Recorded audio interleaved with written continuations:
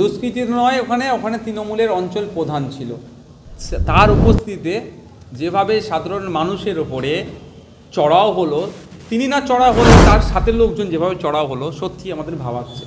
আমি একজন বিধায়ক হিসাবে ওখানে পরিষেবা দেওয়ার জন্য যাচ্ছিলাম এবং গিয়েছিলাম অবশ্য। তার যাওয়ার আগে থেকে ওখানে ঠেলাঠেলি হচ্ছে, আমাদের যারা কর্মী সমর্থক তাদের উপরে চড়াও হয়েছে এবং সাধারণ মানুষ যারা পরিষেবা নিতে আসছে তারা ভয় আর আসতে পারছিল না।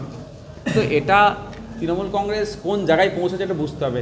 তাদের অবস্থা খুবই শোচনীয়, সেই জন্য তাদেরকে হিংসা করতে হচ্ছে। এই হিংসা করে আইএসএফকে আটকে রাখতে পারবে না বা বিধায়কের পরিষেবা থেকে মানুষকে আটকে রাখতে পারবে না।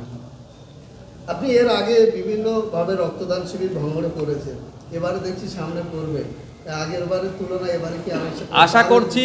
আমি রক্তদান মহোৎসব হচ্ছে এটা, গতবারে 2720 জন রক্ত দিয়েছিল, তার থেকে অনেক বেশি মানুষ এবছরে রক্ত দেবে 5ই জানুয়ারি।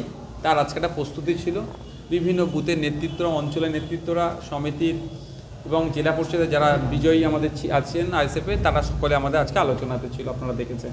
এবং স্বতঃস্ফূর্তভাবে আলোচনা হয়েছে। আমাদের টার্গেট এবার হয়েছে যে গত বছরে আমরা সেই অর্থে মহিলাদেরকে অত উজ্জীবিত করতে পারিনি, তারপরেও 500 অধিক মহিলা রক্ত দিয়েছে। এবছরে সেটা আমরা 1000-এর পার করতে চাইছি, শুধু মহিলাই যাতে 1000 রক্ত দেয় তার প্রচেষ্টা চালাচ্ছি। আমরা আশা করছি আমাদের এই রক্তদান মহোৎসব সাফল্যের উচ্চ শিখরে পৌঁছাবে, ভাঙড়ের মানুষের সহযোগিতা নিয়ে ভাঙড়ের সুনাম আবার রাজ্যের চারিদিকে ছড়িয়ে যাবে। টোটাল কতটা রক্ত টার্গেট আছে আপনাদের?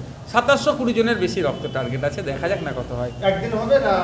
একদিনই হবে। গত বছরে 10 জায়গায় হচ্ছিল, 10টা হচ্ছিল।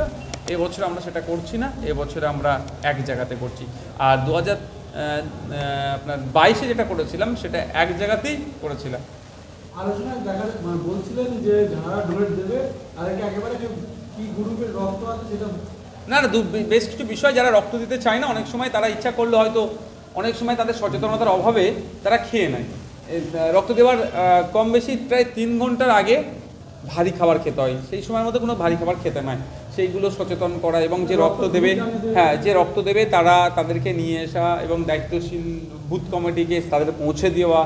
তো এইগুলোর সাথে সাথে আর অনেক ক্ষেত্রে আমাদের ভুল অনেক ক্ষেত্রে হয়েছে বা হয়ে থাকে যে তাদের রক্তের গ্রুপ থেকে শুরু করে অনেক সমস্যা হয়। রক্ত প্রদানের ক্ষেত্রে কোনো সমস্যা নেই, যা দেবো তার থেকে যার মানুষ ডোনেট করবে তার থেকে বেশি রক্ত আমরা ব্যবস্থা করে দেবো।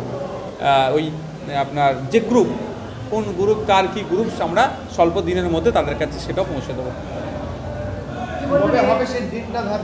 5ই জানুয়ারি রবিবার সকাল 9টা থেকে সোনপুর সবজি বাজারে আমরা রক্তদান মহোৎসব করতে চলেছি 2025 সালে।